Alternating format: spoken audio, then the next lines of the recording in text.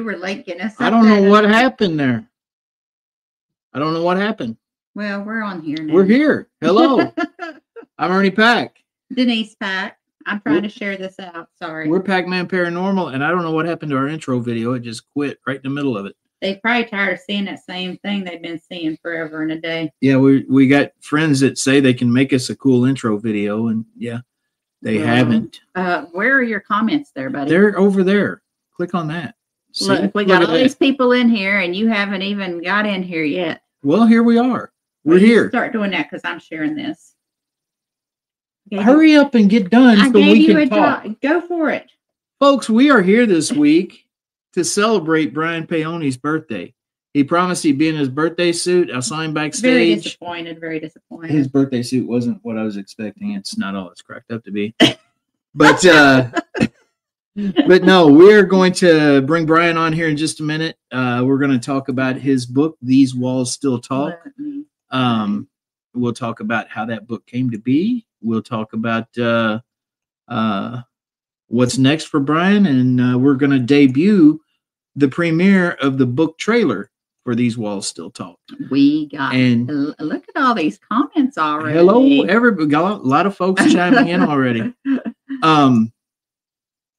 What was I going to say before you interrupted me? I don't know. Like usual. I don't pay attention to you. I don't know. You need to pay attention to me. But anyway, here we are. Should we go ahead and bring Brian on? Yeah, I can't keep up with the comments right now. They're going too fast. There's too many people talking. You all slow down. Slow your roll. Folks, welcome. Oh, where's he at? He left. He left. I'm going to bring him to the stage anyway, and we just look at an empty chair. You want to do that? Let's do it. Go. There's Brian Paoni. I'm getting out of my birthday suit. Hold on. Oh, yeah. Okay. Thank goodness.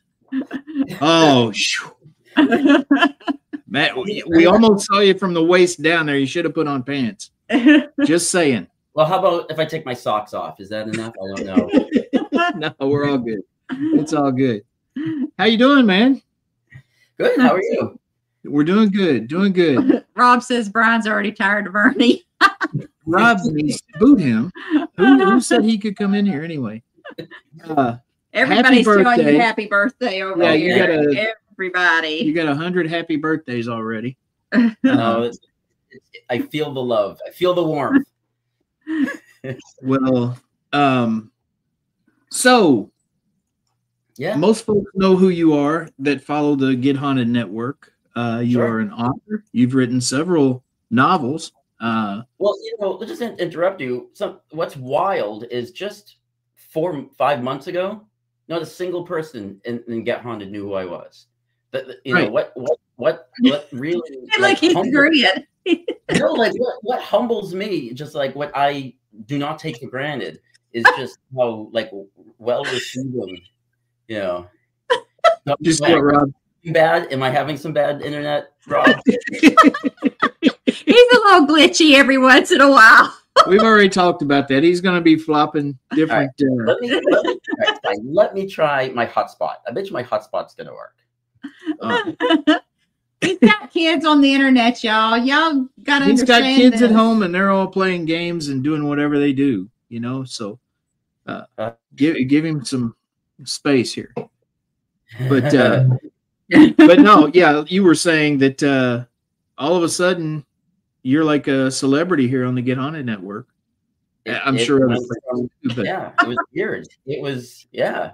I mean, and the we love your hotspot, Rob. Oh man, I wouldn't expect anything less from you. I really wouldn't. All right, hold on. I'm gonna switch to my hotspot that Rob likes so much. So I'm gonna dip out for like a second. Okay. All right. Sounds good. He's dipping. He's dipping. This is what happens when Brian dips, y'all. We sit here. I don't know if that's and then he comes back. Is that any better? It's kind of the same. Kind of. We just have to listen to your. You're good. You're good. It's not that bad. He said, "Bust out that $56,000." Trevor likes my hotspot too. All right. Well, everyone's a big fan of your hotspot.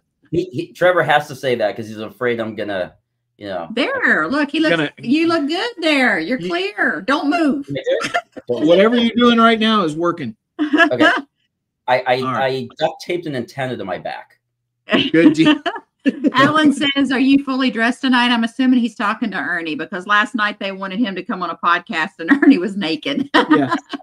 Yeah, and that's a true story. But anyway, Brian, back to you. You were talking about how all of a sudden people know who you are, and you're getting a lot of comments here on the Get Haunted Network. Yeah, and you're like a famous ghost guy now. Well, it's like a lot of love. It's just, it's. That's what Damien says. Now you have your first ghost book under your belt. You're more adept to terminology of the ghost hunters. Oh man, I'll tell you right now. So the terminology eluded me in the beginning. I knew when I'm getting messages. I don't know if it's telling me to like adjust my bunny ears. I knew like basic terminology. Right, basic terminology, and I feel like all of you guys are a walking encyclopedia, and I just listened. One of the best things was being there at Missouri State Penitentiary for 8 weeks, and being around all the tour guides so much, and then I just I learned about the ghost pointer thingy, and I learned about the and I learned about the Jigamo Bob and the Spectre, tchotchke. Nice. Those official terms that we all use, right? Did anyone have a dongle by any chance? It's a real thing. It's really a thing.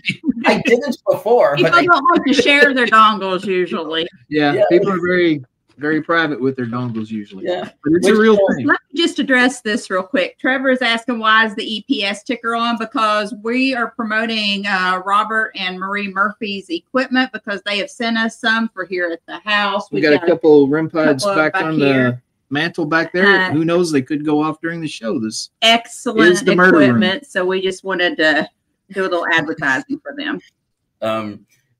But I forget where I was going with this. Oh my god! You learned about terminology and oh my god! I got Rob yelling at Trevor even in comments and not even on his show. It's like it never ends. I just love it so much. Harry Carpenter said Brian loves the dongle. Thanks, Harry. Yeah. Rob's telling Trevor it's called cross promotion. You guys are killing me. You're welcome, Marie. Using the equipment. Forget it. That was a serious question. I'm done. I can't do this. Forget it. Oh man. We told you we're not real. You didn't know we were going to be talking about your dongle, did you? No, I just my agent didn't tell me you'd be talking about that. So obviously, well, you came on in your birthday suit. It appeared like it might be a appropriate conversation. Oh man, no, my very first ghost hunt. I talk about it a lot in these interviews. And I went because we were bored one weekend. I'd never done one before, and I walked around and people were like, "Do you want a K2 meter?" And I was just like, "Sure," and they handed it to me. I held it upside down and backwards. I was like, "This thing's awesome." I don't know. Isn't that like a mountain in Dallas? I'm like, it's fine. So like, do you want a REM pod? I'm like, REM made an album called Pod. I don't remember that. I've got REM on my iPod.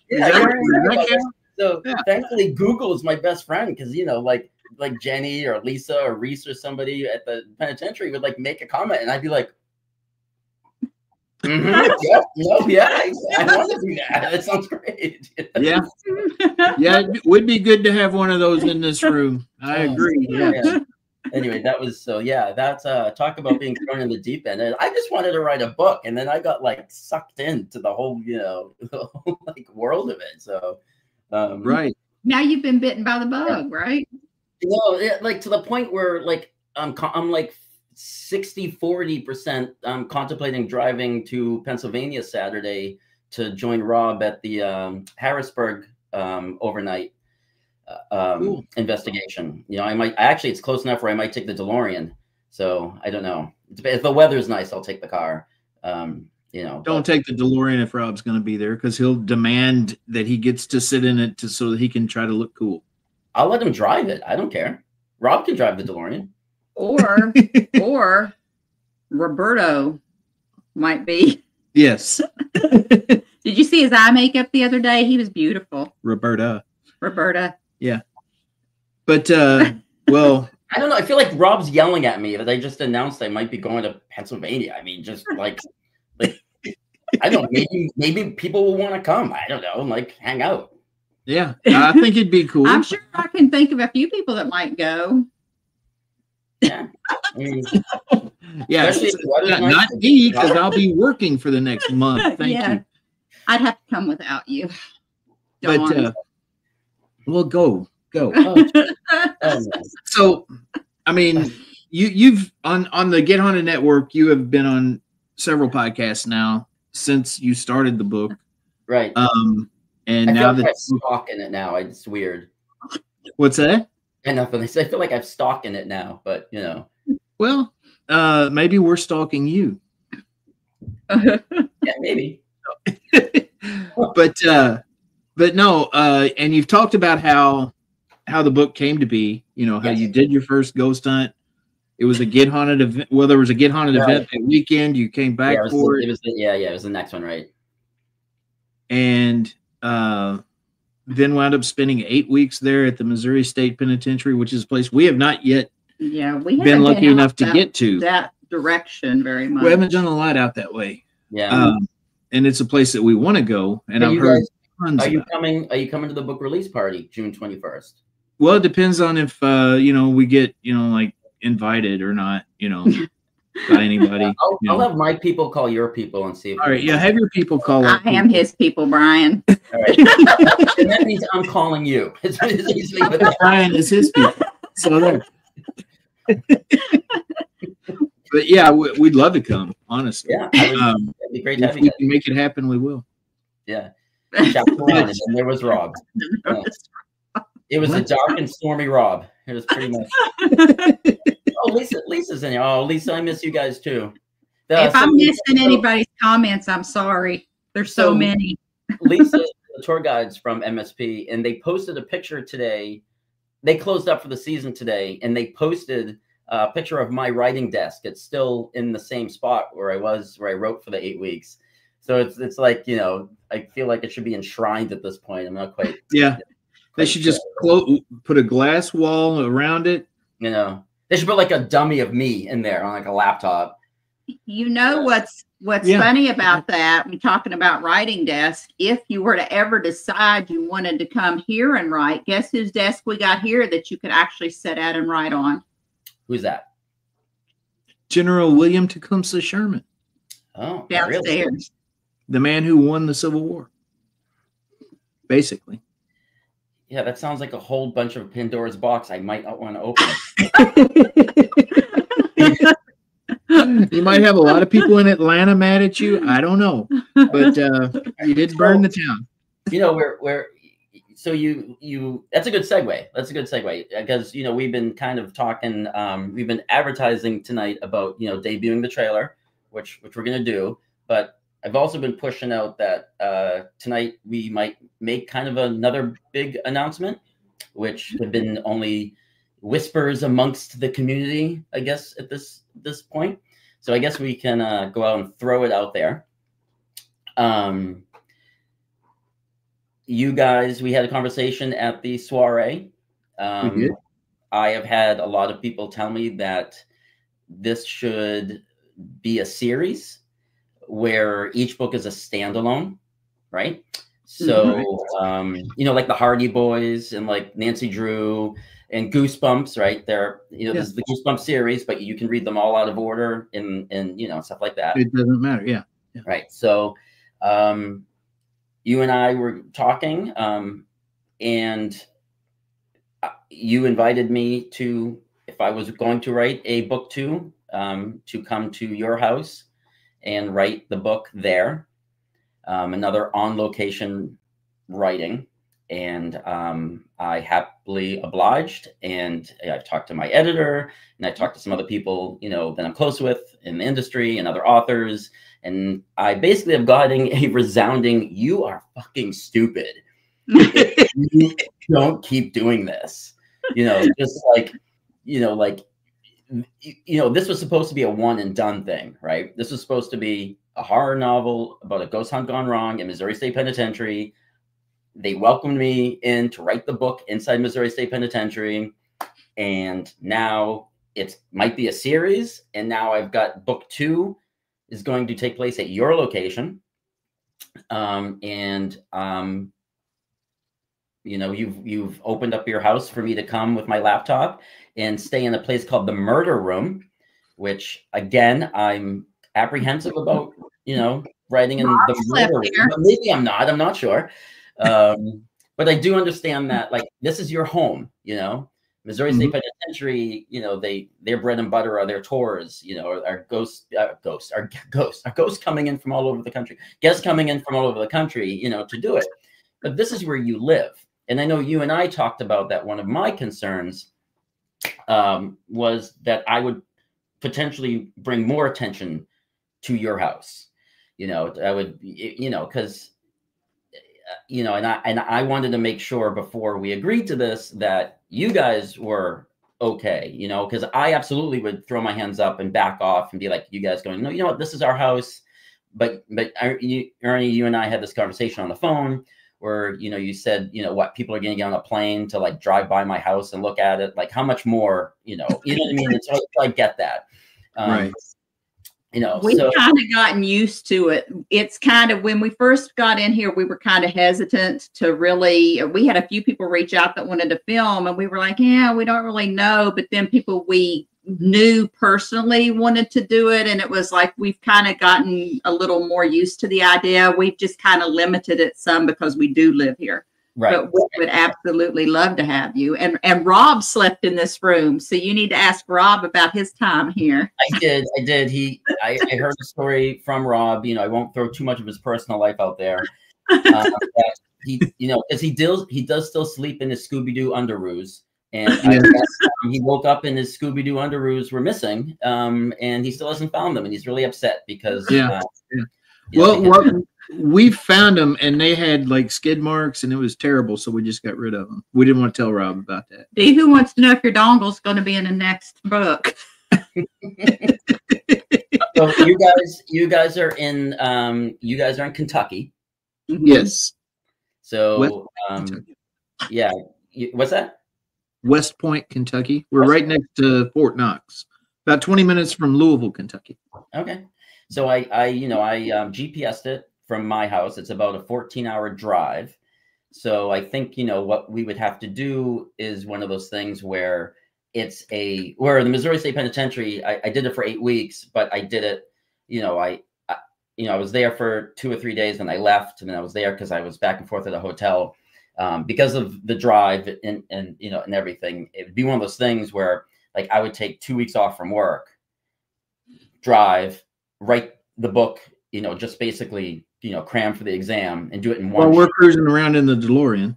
Yeah, I'll bring the DeLorean. You guys can go take it. I don't know. So, but yeah, and something that I definitely did not want to do is I did not want if this does become a series, and for everybody who tuned in on Wednesday night show and saw the cover reveal, we had a Get Haunted tale over the title. So that is going to be on the cover of every single one of the books. That's going to make it the series. But if you saw, it's not like book 1. They'll never be numbered, right? Because let's say I write 10 of these. Well, you could start with 10 and then read 3 and then read 7, then read 1. I don't want numbers on purpose, because then it shows that they should be in some sort of order, and I don't think they ever should be. And the only characters that will carry over will be the Get Haunted people, because they'll always be hosting the event. But the people at the location will be the main characters. So, you know, where this book, you know, will focus around your house and you guys and stuff like that, where Missouri State Penitentiary obviously focused around, you know, Jenny and Reese and Lisa and all the staff and Dano and everybody there. So, you know, but the cool thing about your place is you have a lot more things going on there than just, you know, the haunts, right? What you know, why don't you guys, what you guys got going on? Well, just across the highway from us. I mean, it'd be a par 5 from the house. If you know anything about golf, it's about 520 yards from here is Civil War Fort Duffield. And that is a large piece of property that was a Civil War fort that we host the paranormal investigations at. And on that property, we have the trifecta. We've got spirits, we've got squatches, we've got UFO activity. And teams that have come to investigate have encountered all three things. We've had the last 2 events that we've done up there. We have had, and Rob was at the one in July, we've had 19, 20 plus people that have witnessed multiple Sasquatch in the woods looking back at us. And it's not just one person saying, I think I see that. You've got a whole wall of people standing there pointing and oohing and ahhing. They're all seeing it. So so here's me, enter the author. You've basically just written the story for me, right? I mean, so here we go, book 2, right? The reader's going to come in, chapter 1. It's going to be about a small gathering at your house. You've opened up your house for a weekend or an overnight. You know, it's very, very inclusive. It's going to be very, you know, the who's of ghost hunting, right? Run by Get Haunted always. Of course. All of a sudden, Sasquatches, aliens start showing up, and just let's just blow the thing wide open, right? Yes. Rob gets abducted and probed by aliens. I love it. Hey, I'm going to address a couple of questions real quick, just because Wade asked something a while back. Oh, yeah, we have questions. Yeah, let's interrupt. He actually asked, is there perhaps an audio book forthcoming? For me? Yes. Yeah, so Wade, and for that was D-Hoot. Wade's got a separate question. Okay, so yeah, for obviously Wade, you know, who's one of my favorite people, and everybody else, all of my novels, not just this one coming out, but this is my 10th book overall. Every single one of my novels are available in paperback, ebook, and audiobook. Always, every single one. The audiobook tends to come out 4 to 6 weeks after the paperback and ebook, only because it takes that time for a narrator, because we hire professional narrators to narrate it and get it up. And it's just a slower process, recording an audiobook. But there will always be an audiobook. It's something that, And Wade wants to know, while you were writing, how did you introduce yourself to the spirits and residual energies to yourself and the purpose in the jail? Well, day 1, I walked into A-Hall and I said, hey, everybody, I'm Wade's best friend. And then I heard a bunch of cell doors slam shut and a bunch of running. And everybody left. Things were being thrown at me from, you know, up high. And so I left the building. I decided to try again. I walked back in and I said, hey, everybody, I don't know Wade. And then I got I heard like clapping from the cells. So and they all came back. Yeah. Did Rob tell you to bring your bug spray? Where? Did Rob, when you come to Fort Duffield, Rob said he has bug bites. We have the Kentucky Skeeters don't play. Yeah. Anyway, I like giving Wade shit because I feel like he can take it, and I like teasing him. But no, he the real answer was at first I didn't know like what to do, right? Like I would walk into A-Hall or Housing Unit 4, and for people who've been there, you know exactly what that building looks like when you walk through the front door, especially if you walk into it alone. The staff would unlock it for me, or it would be already unlocked before I got there. And I would check in at the office, and then I would grab my laptop and I'd say, hey, I'm going to go hit A-Hall. And the first couple of times I walked in, like I didn't know what to do. It's so huge and ominous and echoey, and it's just got its own feeling. But over time, I started to walk in and just almost talk like there was a group of people sitting there. Like, hey guys, hey everyone, you know, I'm back, I'm here, you know, gonna go finish chapter 4, you know, and I would almost speak like that there was people like sitting in those seats, even though there wasn't anybody in the building. So, and I got over the 8 weeks, I got very comfortable with that. You know? That's awesome. So, Well, when should we show this trailer? Should we go ahead and show it so we can have time to talk about it a little bit? yeah, we can do that, and then we'll set it up any more than you have, or so yeah, the trailer that I have a trailer for again. I have a trailer for all of my novels too, and there's a specific production company that I use now who I just feel like this guy blows it out of the park every time. This trailer is only 48 seconds long, but I don't know how he encapsulated the tone and kind of the atmosphere of the book and what it felt like to write there. He somehow grabbed that too. I sent him a whole bunch of photos that I took with my iPhone during my 8 weeks writing. He wove them into the trailer. So people who have been to MSP will see cells that are very recognizable kind of flash on the screen and then disappear. There are some shots because he has like actors and actresses that obviously he couldn't shoot at MSP, right?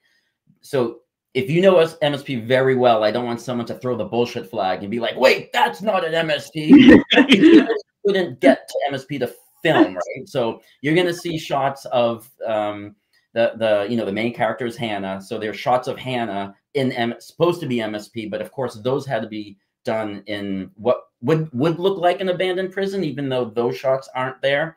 But all the other shots that don't have her in it are photos from my iPhone that he manipulated to actually create this mood and tone and stuff like this. So hopefully everyone has their sound on because it's narrated. Although of course you have your sound on. If not, you just be like exactly. You just all right.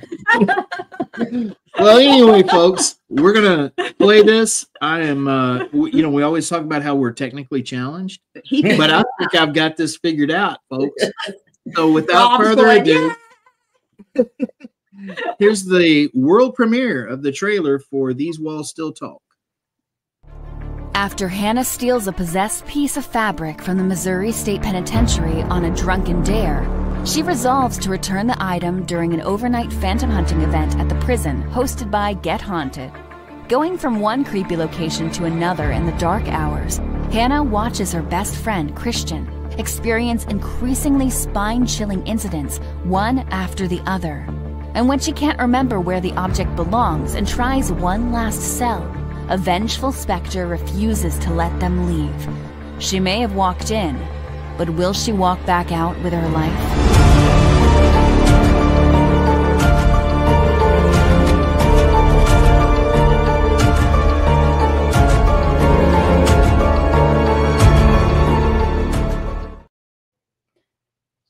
It's badass.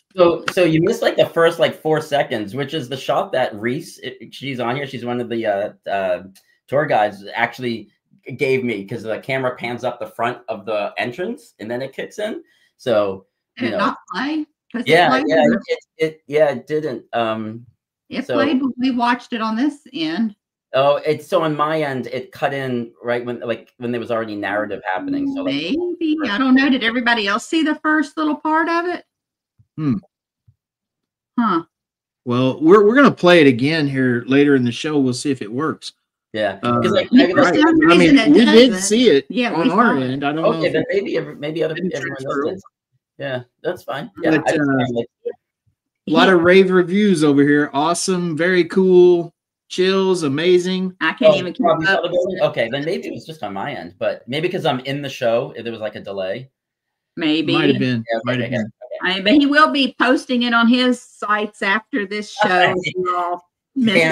Hannah wrote, "I probably died because I'm an idiot," but who knows? So that Hannah, that's who my main character in the book is based off of. So. So I met her on that Get Haunted overnight that I went to that sparked the inspiration for the book. So awesome. I reached out to her like a week later after we greenlighted this, and I was like, Rob put us all into put us all into groups, right? And I was there with a whole bunch of guys from my work So our group was so large that Rob could only put like 2 more people in our group to form a whole group. And Hannah and her friend Lizzie happened to be sitting in front of us. So he was like, you 2 are with them. So we kind of just got together.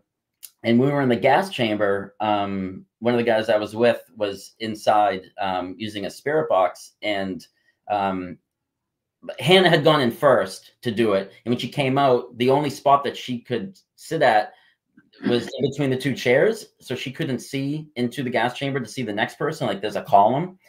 So I moved down because I noticed she couldn't see. So I said, I moved down so she could sit next to me. And yeah. And then, yeah, she basically, yeah, Rob, see, you putting her with us just, yeah, ruins her life pretty much at this point. But she, I made space so she could move down, and then we just started like chit chatting, and then we kind of just, you know, talked, you know, a little bit throughout the whole cycle before free roam. And then when it was, you know, time to write the book, I made the decision that I only wanted people who had something to do with MSP in the book. Right. And I'm kind of glad I did that, because now if this is going to be a series and there is definitely going to be a book 2 now at your place, the only people who are going to be in that book are people who have something to do with your place. So the characters of each book are going to be tied into the place itself. You know, I very easily could have, as an author, just like made up a whole bunch of names and been like, well, those are my characters now. But I was like, nope, I want the tour guides. I want the Get Haunted people. And I want the people I was there with that night. Well, will you murder him? Will he get killed? Shut up. There might be a sequel. I'll tell you, you know, what was hard. One of the hardest things was when I wrote book 1, was deciding which words Trevor was going to stutter on in his dialogue in the book, you know, so that shouldn't have been that hard. You could have picked just about any of them, but yeah, so everybody in the first book, you know, has something to do with MSP. Yeah. And now, of course, now people are asking Hannah how it feels to have it. So I reached out to her like a week later. I sent her this Facebook message, which was only about three sentences long, which is like the biggest exaggeration in the world. I wrote her the first message to her on Facebook. She probably should have blocked me. I mean, right now, I mean, if she ever like screenshots this message, well, she would have to do it in like 10 screenshots, because it's just like, wow. Remember me? And then like, I have this idea for this book, and is this weird? Because I want to use you as my character, you know, blah, blah, blah. And it just kept going on. And I look back on it sometimes, I'm just like, fuck.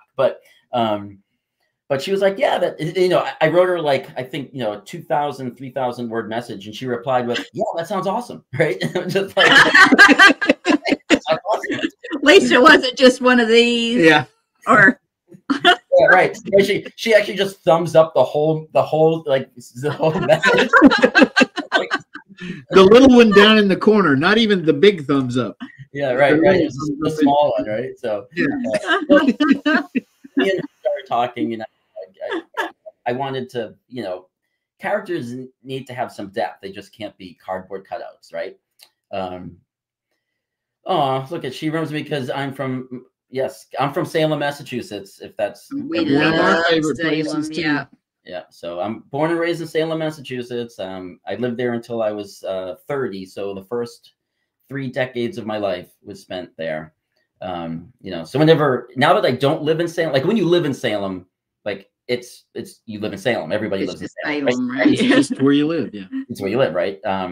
But I find that the further away from New England that I get, especially when I was in Missouri, especially when I was at MSP for those 8 weeks, when guests would find out that, you know, people went crazy to find out that, I know people were so excited they only went there once, right? I'm like, yeah, I spent 30 years there.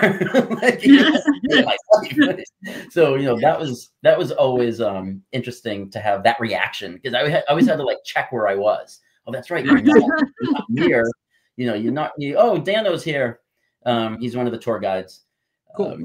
But yeah, so me and Hannah, I think actually, when me and Hannah talked a lot about Salem, you know, that first night, and, you know, we just chit-chatted. It was very easy to talk to her. And I was like, I liked her personality. Did something happen?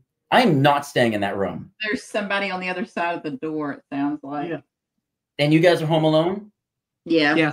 And you want me to write in that room for 2 weeks? Right here. Will someone always be home with me? No. If we're working, we won't be. There's not we got guinea pigs. You'll be fine. There's not a room in this house that doesn't happen in. You know, you'll probably be fine. Yeah, probably fine. Right. Yeah, it was like when Rob somehow talked me into going down to the dungeon by myself. It's the only time I've ever done it, to record that little interview. And I texted him something like, I refuse to go down there alone. And he replied, "Oh, you're not alone." And I was like, "Oh, that's not helping me." It doesn't help. Yeah, it doesn't help at all. Yeah. Let me tell you how nuts this room is right there. This room is pretty nuts. Rob just wrote, "Oh man, that room is nuts. Call me when you are crying in the corner." Yes, Stacey said she's been watching the door the whole time. That's the door that opened on one of our podcasts. One of our live podcasts, that door opened, and you could actually, if you look closely at that video, it appears that you can see an anomaly go into the room when the door opens. So yeah. Trevor asked if Salem was as heavily marketed as a tourist town when you were a kid. Wait a minute. Wait, I'm sorry. I'm laughing at Reese's comment. He'll scream like a little girl again, because I did scream like a little girl at MSP one night. Nice. That's okay. He screams like a girl. Shut up. We're talking to Brian right now.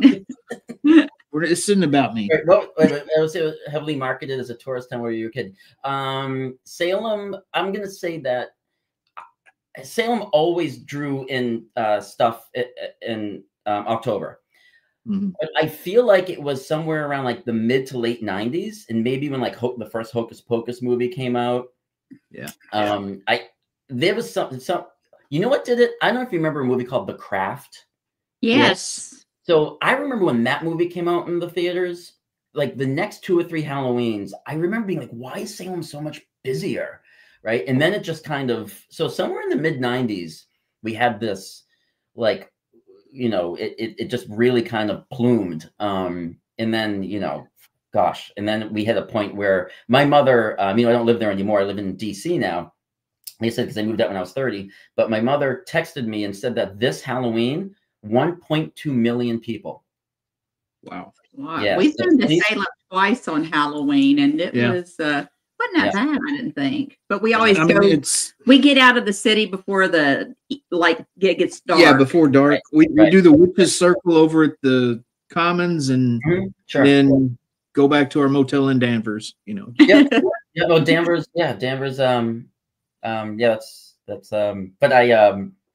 1.2 million. I guess the police were kind of trying to keep as close of a tally as they could. They try to every year, and I guess like more people than ever. Like it broke records. So it's getting worse. Not better. So anytime he needs to go in the summer. I've had him up there in the fall a few times, but he's never been in the summer. I love it. I can't even count how many times I've been up there. Newport, Rhode Island is my place. And I feel like I have a serious history and attachment there, but of course we'll talk about that when you come to always visit. Make my way up to Salem when I'm up there. I tell people a lot who want to go to Salem, I say Salem is not an amusement park. It's not Six Flags. It doesn't close because it's not October. I get it. You want to go when it's spooky and there's Halloween decorations on people's houses and there's costumes, but Salem as a town is open 12 months of the year. So if you go to Salem in May or September, you're still getting Salem. Like all the shops are still open. The touristy things are still there. I don't know why people feel like October or nothing, right? And us who live there, who are like, get the fuck out. Just it used to take me, no lie. I remember, so I worked for the police department, so I worked for the Peabody Police Department, and Peabody is next to Salem. Okay, so it's Salem and Peabody. I would have to drive through the city to get to the police station. One night took me 4 hours. 4 hours. No, I'm sorry. It took me 90 minutes to go 4 miles. That's what it was. An hour and a half to go 4 miles. And I was just like, this is crazy. And you know what? It's not cars on the road. It's people. It's people. People walk on the streets of Salem in October as if they're on that main strip in Magic Kingdom going up to the castle, right? Yeah. Yeah. Like, Main it's Street not- USA and Walt Disney World. Yeah, they treat it like it's Disney sometimes, and it's, you know, but you know, oh, Reese is still waiting on I'll give you my mom's address. You can crash with her. I guess you're 90 minutes to go 4 miles. Oh yeah. So again, you know, that's the stuff that when you live there, right? And people don't realize that it's still a working, breathing city. Like we still have to get our groceries. We still have to go to work every day. We have to go to you got to go to the dentist office. But Yeah. you know, I got to leave 3 hours early for my dentist appointment because I can't get through the pedestrians in downtown Salem. So that's always, you know, that was always, there's like a love-hate relationship when you're from there. Like, you know, like I'm very proud that I'm from there, but there's also a part of me that's like, ugh, you know. He'll be overwhelmed when he comes to West Point. Yeah, Just ask this Rob. town, you think that's busy. Wait till you get to West Point. Yeah. We got chicken gangs out in the middle of the road, you know, Dude, invading people's yards. people coming down the road on golf carts, driving like idiots. I mean, there was a guy that had to be going 20 miles an hour the other day. Right down Elm Street. Yeah. Do you have like golf cart gangs? You know, like Hells Angels? Golf cart mafia. Yeah. Yeah. Yeah, we got the golf cart mafia. It's a wild town. You better bring your piece. That's all I'm saying. If he's- Better be packing. But no, I know you go into some of the public restrooms at Salem. I know from doing this because when I go to Salem, I go to the restroom. There's Rob. every one of them I've been in up there though has graffiti on the walls like "F you tourists." Yeah, that's me. Yeah, that's probably me, right? Rob's telling you that chicken gang, that shit's real. He Yes. saw it. He saw the 10th Street Chicken Gang. So, yeah, and you know your house, I feel is like the perfect vehicle for a book too, because there's so many things beyond ghost hunting that happens, you know, in your location, you know, with the alien sightings and the Sasquatch sightings. And I think I heard, and I might be wrong. So, but is there also fairy? You've heard some fairy sightings, or? We've got an amazing picture of a fairy actually that I will send you. We're not competent enough to put it up on here while we're having the show, but we might never at our last the- event, he was actually standing beside the guy. We didn't take the picture, but he was standing with him, so he saw him take the picture. we were know seeing it's not fake. these orbs of light that looked about that big, you know, a little bigger than a quarter, just kind of dancing through the woods. And he kept trying to get a picture. You usually see them around the Sasquatch, by Yeah. the way. And he finally gets a picture and he's like, wait a minute, what's this? And he blows it up a little bit. And he's like, what is that? And when you see it, I took it and lightened it she up. lightened it up a little bit and blew it up a little bit bigger. And You can make it out. it's pretty freaking cool. I just sent it to you in Messenger. Unfortunately, I can't put it on here, but we'll post All right, it on. All right, let me take a look at this live. Hold on. Yeah, look at it I live. and sent tell the me what you think. original and then the blown up version with me lightening it. Oh my God. I wish you guys could all see this. I'll see if I can pull it up on here. And I No. don't know. I want to leave them in suspense. This is Yeah. this is for us. This is amazing. Yeah. Wow. So All right. Maybe I'll we got them in our house. They're in our house and at the Ford. Yeah, we had Greg Bakken and Char Savoy here for a visit, and one came. Rob wants me to hold my phone now. Okay. Yeah, Just like Ernie. All right. That's my dad joke of the night. I And that's like my it. birthday. I'm a year older. I got to make some dad jokes. Hey, I See, can give you Anna- pointers. so if here's the you thing, need like Anna just said, I need to invite skinwalkers in the Loch Ness. I can't blow the whole load on book 2, right, right. right? I mean, you might want to mean- make a trip to Scotland to hang Yeah. out with Damien and go look for the Loch Ness monster. You know, Right. There's So, you there's know. book 3 right there. there you go.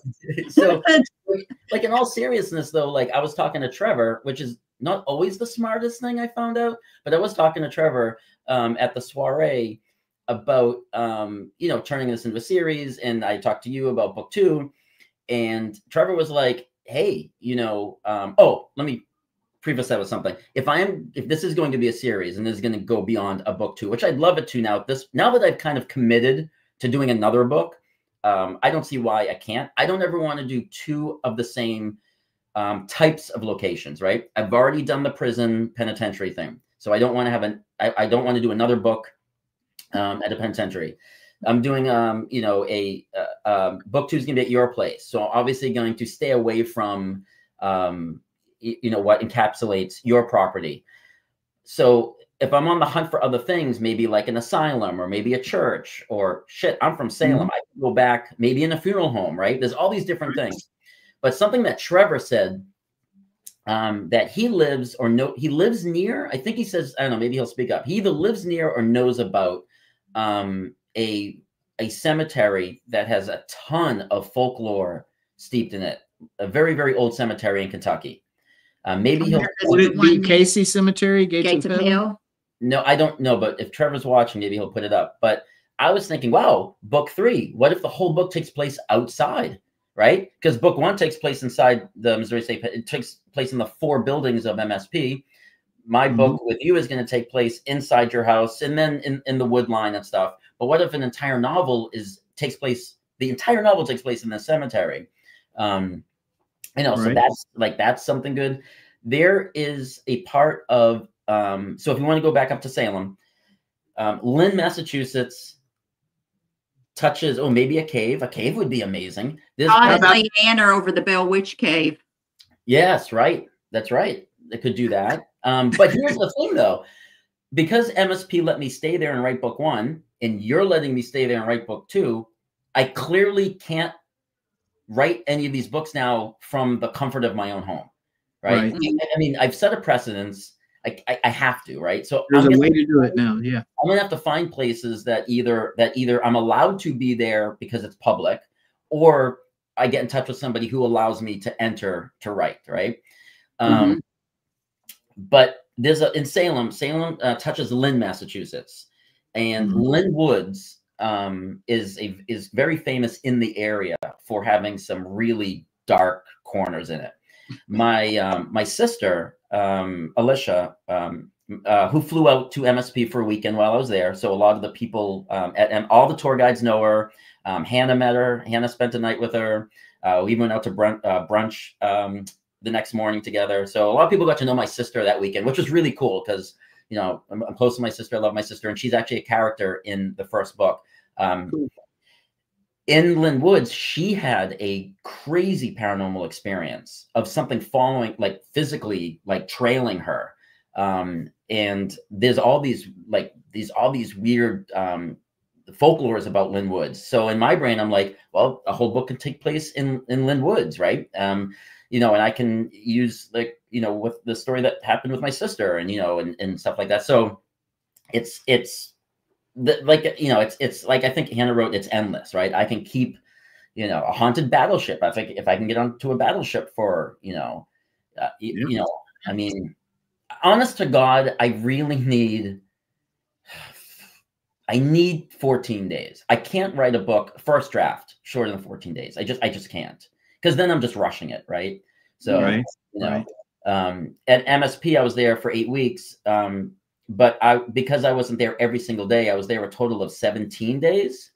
So really, I was at MSP for 17 days. I know I say 8 weeks a lot because that's how long I was in the area, but I was at MSP for 17 days.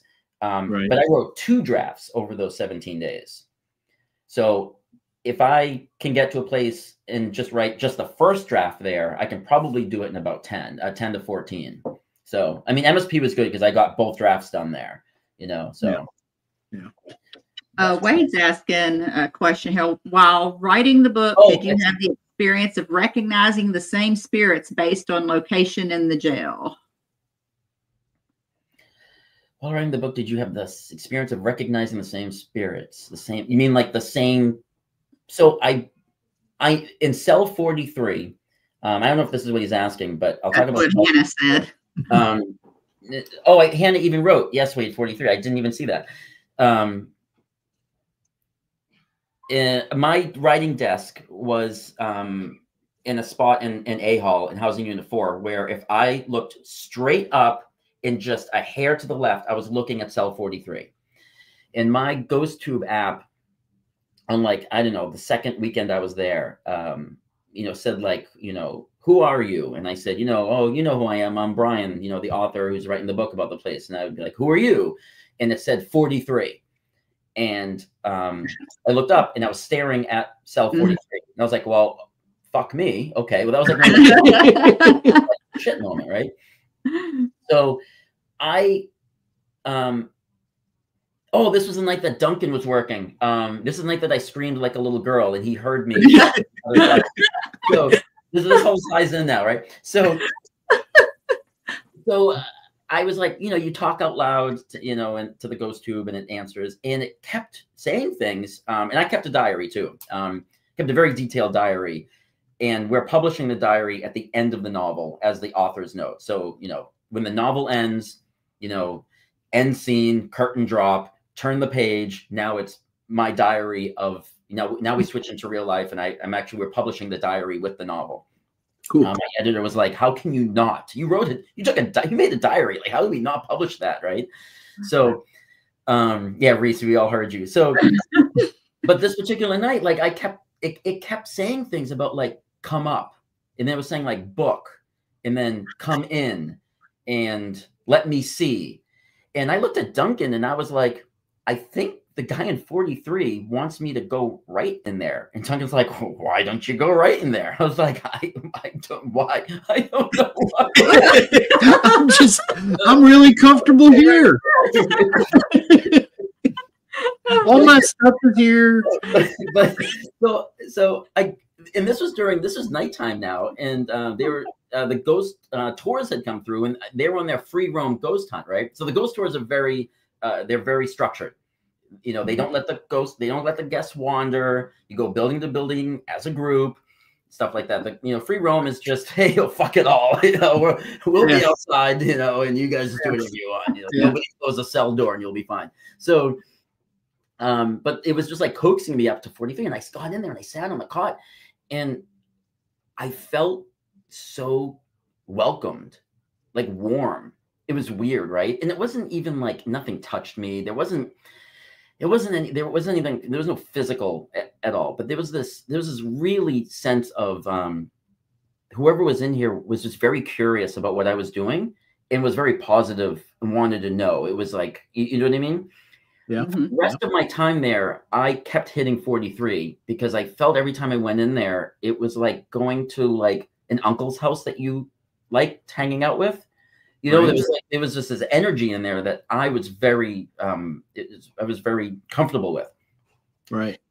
It was later when I heard about stories of people seeing a shadow man coming out of specifically 43. He would even come out and kind of walk halfway down the catwalk and then disappear back in. And this was before I heard about these stories, after I had already kind of discovered 43. So there's obviously, you know, a presence in there. But this is where I screamed like a girl, and for a while, before every tour and every ghost hunt, the staff would kind of give me like 90 seconds, although Reese would only give me 10 seconds to kind of to like introduce myself, let them know why I was there, what I was doing, just so if they saw a dude walking around with a laptop, you know, I kind of say what it was, and I would always end my little introduction with this story. So that particular night, I was in cell 43, and if you have ever had a laptop with the screen on in a pitch black, in a dark room, everything beyond the screen goes even blacker, right? It's even darker. Even if there is ambient light, even if there is whatever, it's gone, right? I was doing free roam, and I'm writing, and this, a guest walks into 43. I did not enter. She did not have a phone on, a flashlight. She came in the room, and I had no idea she was there. Sounds familiar, doesn't it? Clapping away, you know. I'm pretending that I'm an author, you know. And from literally above my head, this far away, is this woman who goes, "So how's it going?" And I screamed. I flipped the laptop, and I screamed, and I hear Duncan laughing from 3 cell blocks away. Yeah, he, like like everybody, you know, and I come out, laptop is closed. I don't even remember if I saved what I'd written. I don't even know. Like my editor might like call me and be like, what happened in chapter 4?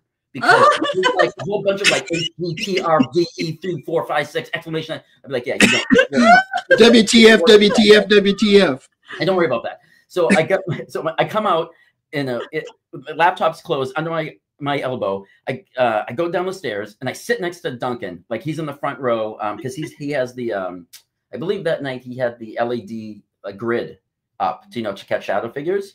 Yeah. And I sit next to him and I'm like, oh my God. I was like shaking, like, oh my God. He's like, Brian, so a human has scared you. Human has scared you more than like the things here. I was like, oh yeah. Yeah, that was he made Rob scream like a girl. I did that up at Rock Island. I walked in the room. They were doing an EVP session, so I was trying to be quiet, you know, so I walk in the room. We don't use flashlights ever. Right. We walk around in the dark. And I waited for a pause, and then I said, Rob. And everybody in that room, mostly Rob, though. I mean, yeah. Yeah, and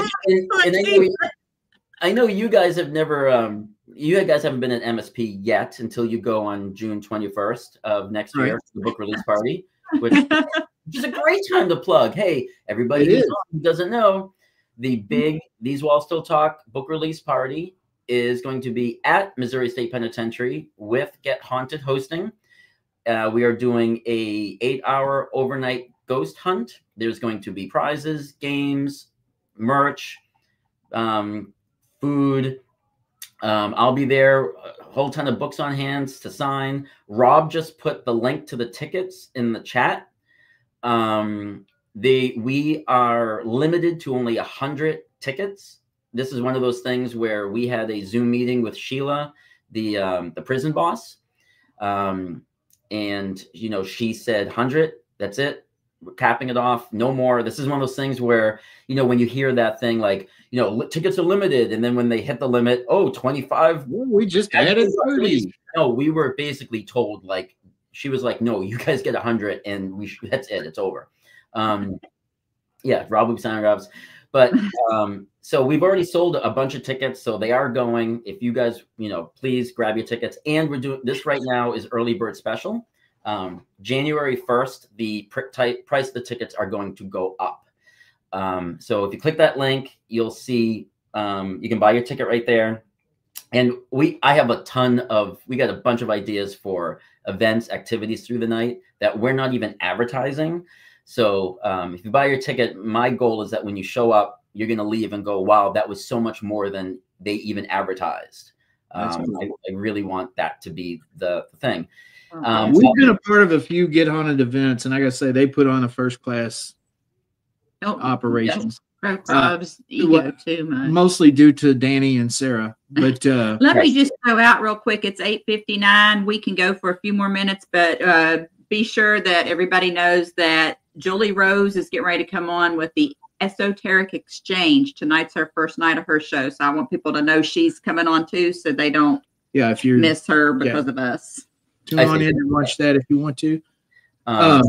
So do we have to get off at 8? No, we can go. We can go a few more minutes. I just want to make sure that they know that there's another show coming on, so we're not like if you're bored hearing Rob talk about beaver pelts. Pelts. I said pellets. Pelts. That's a whole different currency there. So I do want to say that now that we've released the trailer tonight, the trailer will be for public viewing on YouTube. So if you just type in YouTube, These Walls Still Talk, the trailer will come up. You can watch it as many times as you want. And maybe you'll see the actual very beginning in case it's not shown. Like everybody saw it like me. Maybe it was just because I'm on the show and I'm, you know, so. It might. No. I mean, it looked like it started with that slope. If it started with it going up the front of Missouri State Penitentiary, then you saw it. I didn't. Mine cut in already. Rob said that he saw the front of the building, so I'm assuming he saw. I mean, we downloaded everything that you. But we're going to play it again here in just a couple minutes, so just stay tuned, everybody. Rob said it played, so I trust what Rob says about 20% of the time, and I was going to say there's your first mistake. Yeah. Enterprise Internet is You need to put another quarter in your internet machine. Yeah, I guess so. I know. I'm But sorry. no, so the book is called These Walls Still Talk. It's basically a horror story centered around a Get Haunted ghost hunting event that I haven't read it yet, but I've heard enough about it, heard you talking about it, seen the trailer. It sounds like my kind of jam. I just said that's what the kids say nowadays, so I'm cool. I said my kind of jam. But anyway, I am looking forward to it. Thank you. And then you're going to do another novel. You're going back to your noir type thing. Yeah. So the book that I had on the docket to write before I went to Missouri State Penitentiary, I'm going to write that one. And because I write in so many different genres, and I've been published now 17 years, right? This is my 11th overall book, 17 years, and it's all different genres. I don't just write horror. One of the concerns was that if all of a sudden I start just doing these Get Haunted tales, well, then I just become like then I'm defined by that. So I haven't spent 17 years trying to build a career of, different eclectic taste to then all of a sudden just go, well, this is the only thing I'm going to do. So we're doing an every other, right? So These Walls Still Talk is book 1. It's coming out. Then my next book is a Dark City meets Silence of the Lambs, neo-noir type serial killer novel. Can I be the serial killer? Here. No, he's right. This is nothing. I want you to murder when you come to the Ditto House Inn. He's talking. Crazy. I'm just ignore her. Please ignore her.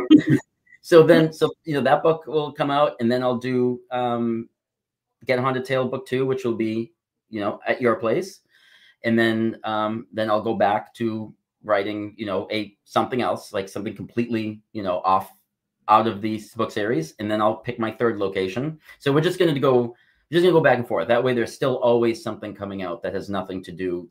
So we're not pigeonholing myself after all these years into just this. Right. So, I mean, I'm looking forward to it. I'm definitely going to be collecting the entire series of them. As well as some of your other books. I mean, well, thank you. Originally the original ending I had for book 1, I'm so glad I didn't do, because there couldn't be any more books, because like everybody died. Like Rob started killing everybody. I mean, I wouldn't have ever, I was like, oh shoot, I'm glad I rewrote. I rewrote the outline halfway through because I didn't like it. It didn't sit well with me for some reason. It's like, I don't know why it's not sitting well with me. I spent a lot of time agonizing over how this book was going to end. And I feel that back then it was never going to be a series, right? This was going to be a one and done. So I think back at that and I go, man, if I had gone with my original idea, I wouldn't be able to continue this. I would have, put the nail in the coffin. So the fact that I did like rewrite how it was going to end left it open for, so, Lisa doesn't want any spoilers. Well, Reese dies like in the copyright page. We've already talked about that. The forward. Yeah. Yeah. That was our joke. That was the whole joke. The whole 8 weeks I was there, that every time Reese like pissed me off, she's one of the tour guides. I moved her up a chapter where she found, right. And every time she did something nice for me, I would let her live longer, but Reese never did anything nice for me, and she kept pissing me off. So she basically made it all the way up. She finally ended at like the copyright page, like before the book even starts. On the cover of the book is Reese's body. Reese died. When he goes to the Ditto House, I'll be like, so I pulled up to the Ditto House Inn, and the packs were dead in the foyer when I got there. Yeah. But fortunately, Rob showed up. Yeah, but it was well, we're looking at the alcoholic main character. Yeah, right. Well, so, I mean, yeah, I don't know. Like very rarely do I ever talk about the plot of this book when I come on these shows, because everyone wants to know about like what it was like to be there, right? Nobody cares about the book. They just care about like this. Like the book is gonna suck and nobody's gonna care, right? I mean, literally, because so. But one of the things is that really quickly, the book is about a Hannah, you know, the character, we talked about that.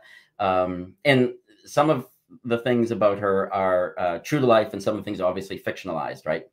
But me and her spent quite a bit of time on the phone, and I, you know, was doing some, like, I wanted my character to have a lot of depth. I wanted it to be very three-dimensional, and we spent a lot of time on the phone. And she, you know, she kind of gave me an insight to some of the things in her life that I thought was really such a good, like, someone coming to an overnight ghost hunt who's also trying to wrestle their own demons, which is interesting because Rob talks about wrestling your demons in the Paranormal Activity a lot, and it was kind of like, it was like Lego pieces snapping together at one point for me. I was like, I can't believe that all of this is just so, you know, symbiotic and fucking weird.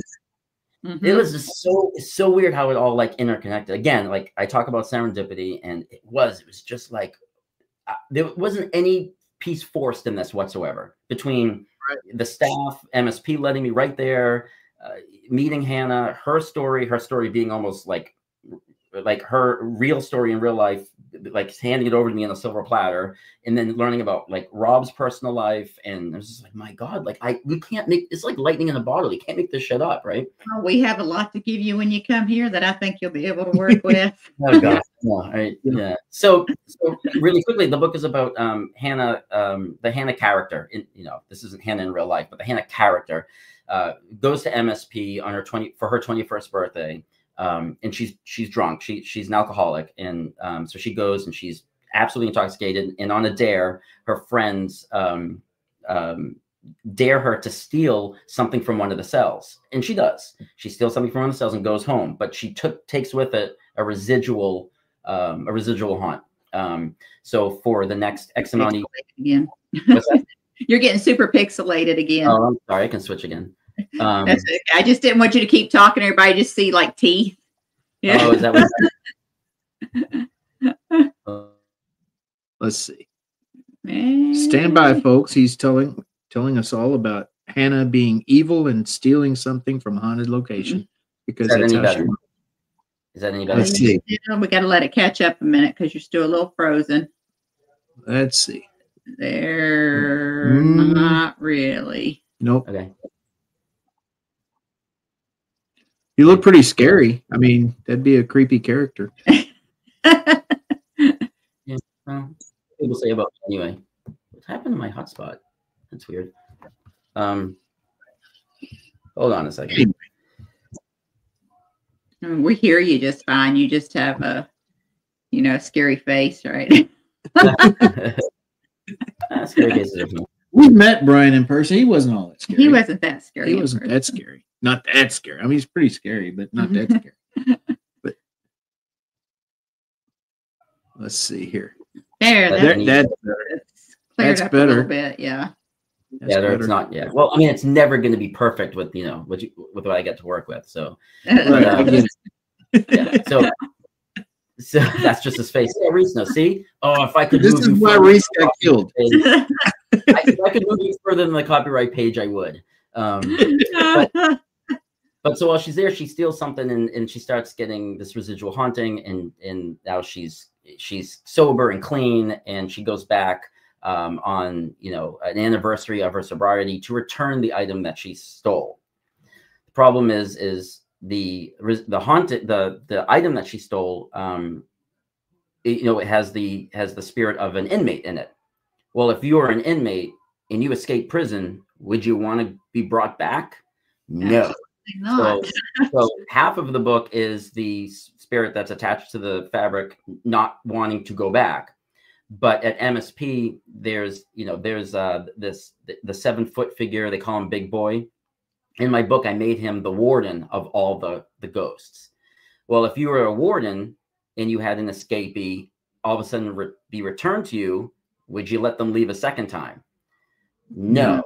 So that's what the book's about. The book is this juxtaposition of, the figure that's attached to what she stole, wanting to leave, and then the warden not wanting them to leave. Am I pixelated again?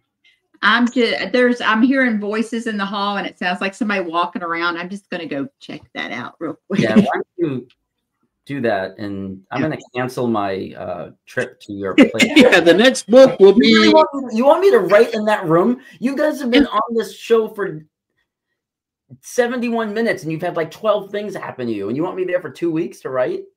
You'll be fine, probably. Most people. There's only been one person murdered in this room, and that's why it's called the murder room. Right. So it's all good. Don't worry about it. It'll be okay, probably. I can assure you that things will probably be okay. Probably most kind of be okay. Yeah, you will leave in mostly an intact condition. You'll be pretty much fine. Will I be taller? Could I be taller? You're the only ones here. Only living people here. Only living people. Yeah. There's no way that I can be taller when I leave, right? Does that happen? Well, we'll see. I don't know if we've ever had anybody do that before. No. Yeah, I'll tell you, this room right here is Silas's room. Silas will keep you company. We'll tell you all about that when you come. But let's show that trailer again one more time before we wrap it up. And for anybody that didn't get to see it, I mean, he's basically given us the premise of the book. Talks about how Hannah's evil and she steals something from a haunted Missouri State Penitentiary. He just nobody would do that, would they, Brian? No, because I didn't do that myself. The cat's already out of the bag with this, but this is what Hannah steals in the book. This is called a closet strip, and this is what the inmates would hang. Each cell had one of these, and the inmates would hang their clothes on these to either dry or whatever. And all of the cells had these, and a handful, about half of the cells still have them in it. So this is in the book what Hannah steals and what she has to bring back. And the cool thing about it is because it's just fabric, you can fold it up and you can tuck it in your pocket. This is how she gets it out of the prison. It's just really easy. Okay, thanks for telling everybody who might want a souvenir from MSP. So I know, right? This is how you steal kids from the prison. Straight from a detective, y'all. But yeah, so when I was leaving, one of the staff members, I won't say which one because I want her to keep her job. A lot of them are bolted to the wall so tightly that you can't get them off. But we found one that was easy to remove, so now I have it hanging in my room. So this is what. Yeah, so this is all over MSP, and this is the catalyst of my entire novel. Is this strip? So that's pretty cool. At least it wasn't you, so you'll be like, "Wow, Brian," and Sheila already did it, so it's fine. I'm gonna let you play that. I can't believe that. Honestly, I can't believe that they would hang something like that in a prison. It seems like it'd be so easy for inmates to hang themselves or to use them as a weapon in some way. Yeah, to tie them together or something. But yeah, they did. So anyway. Let's go ahead and we'll take one more look at the trailer and we'll come back and wrap it up. So let me get over here. Take the ticker off before you play it. I'm going to take the ticker off before I play it. Who's me to? All right. There it goes. The ticker's gone. So here we go, folks. The trailer. These walls. Look here. You told me to do it because you didn't know how. I'm going to tell them how. Do it.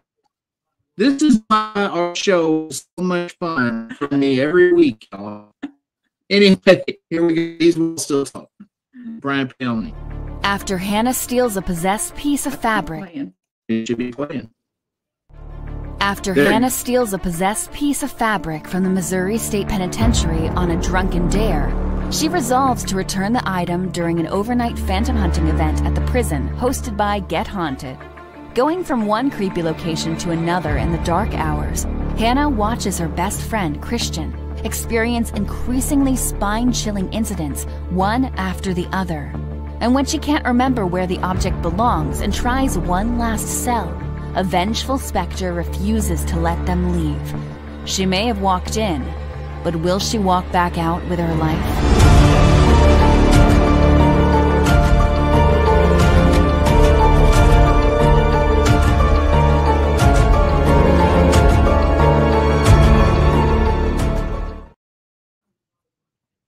There it is.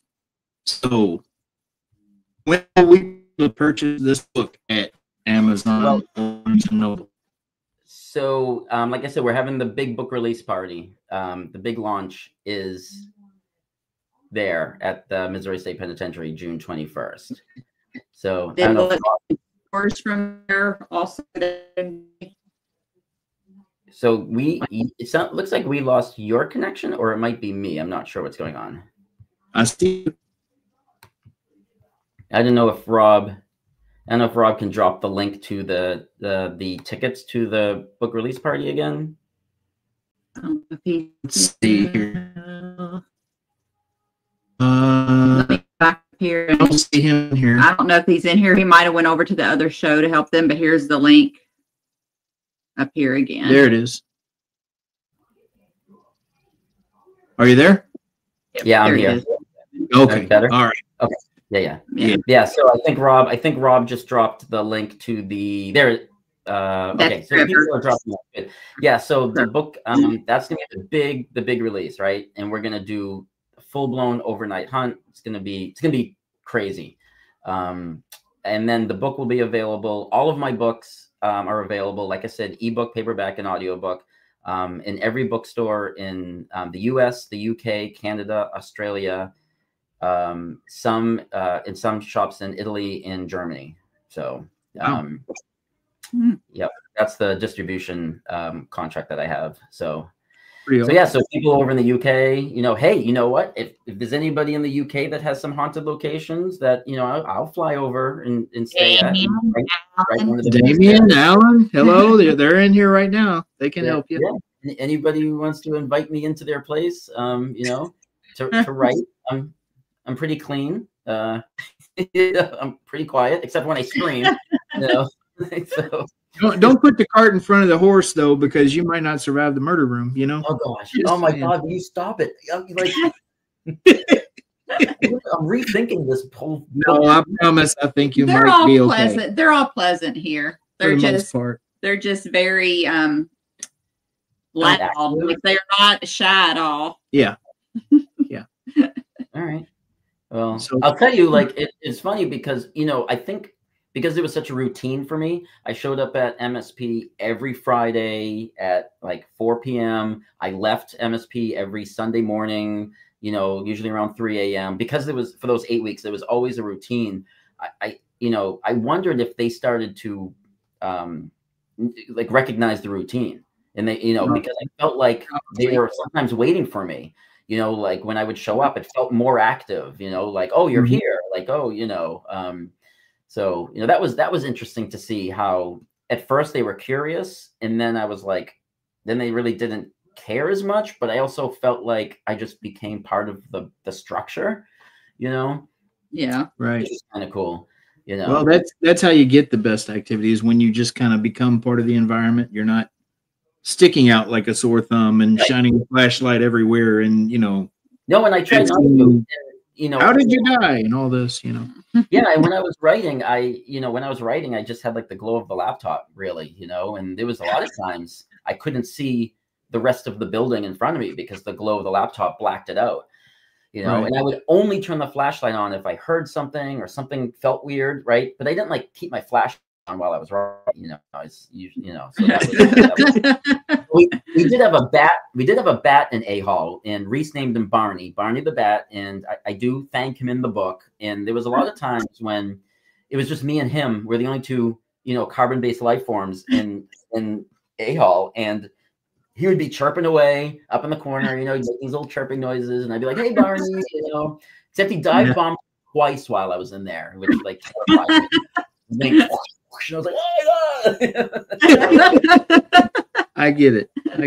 Well, when you're sitting, you can sit up late at night and do your laptop in the bed here, and then you'll be able to look over and see one of the kids up looking at you on the edge of the bed. So the what now? I'm sorry, the what now? Children. When the children will be on the side of the bed looking up at you when you're sitting there, right? They might try to climb into bed with you. That happens. It'll be fine. You'll love it. Can I bring a friend, like a human friend, like a chaperone or a bodyguard or something like that? We might have Rob come down and hold your hand or something. Oh my God. That would work, wouldn't it? That'd be great. Little kids who might like look up over the bed while I'm writing. Maybe. Maybe. They try to climb in bed with us all the time, but we're right beside the nursery. We don't have any little kids, though. Living ones. So, anyway, Brian, it's been great having you on. I can't wait to have you here at the house. Oh, yeah. I don't know. And if it's within our power, we will be at MSP on the 21st of June. Yeah, we will. I'm going to put it on the calendar. Right, everybody that can possibly make it to that event, These Walls Still Talk book release at Missouri State Penitentiary in June of next year. You've done it now, Brian. You've done it. Trevor's going to cuddle with me while I write. But anyway, Brian, it's been a good time. I'm really psyched about the book. I think it's going to be cool, and can't wait to see what you got coming next. I know what it is, but I can't wait to see what you put together. Right. So we appreciate you coming on, man. Happy birthday again. Thank you, everybody. I want to thank everybody that chimed in over here in the chat. We had a lot of comments tonight, a lot of good folks over here. Wade's going to send you some Depends. I know. I saw that. Like, seriously, like I'm just like, you know, like what have I You'll be fine. You'll probably be okay. Anyway, folks, we love y'all. Everybody be good to one another. Don't be assholes, okay? Don't play in any drama or bullshit. Just do you and be happy and treat everybody right. All right. We'll see y'all next week. We're gonna have Robert and Marie from Elite Paranormal. Yes, Robert and Marie Murphy from Elite Paranormal Society on. They do a show on here on Sunday afternoons. It's a really good show. But anyway, they're going to be on ours next week. Thank you all for tuning in, and we'll see you next time. Take care. Bye. Bye. Thank you, everybody. We're still